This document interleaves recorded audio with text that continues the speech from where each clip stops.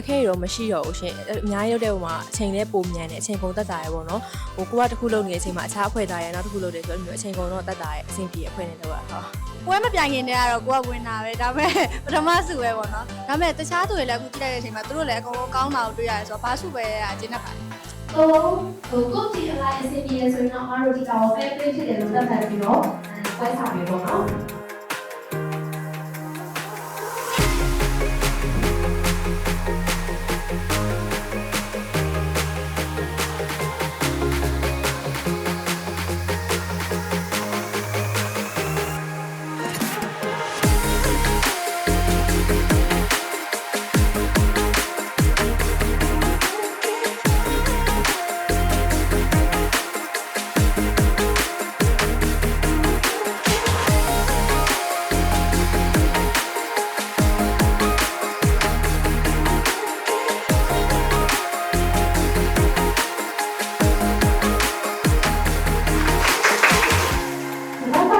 ပြောပြီးပြီပေါ့နော်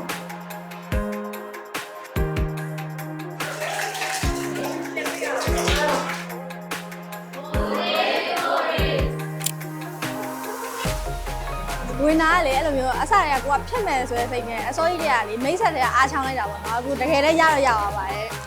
ဒါပေမဲ့တကယ်ရသွားတဲ့ဘာကြောင့်ရရလဲဆိုတော့အကုန်လုံးတင်းဝေါ့ပေါ့နော်တင်းမှန်ပါတယ်တယောက်ချင်းစီရဲ့ကြိုးစားအားထုတ်မှုကြောင့်ရသွားတာပါညီမတို့ကကြာပေါ့နော်ပုံ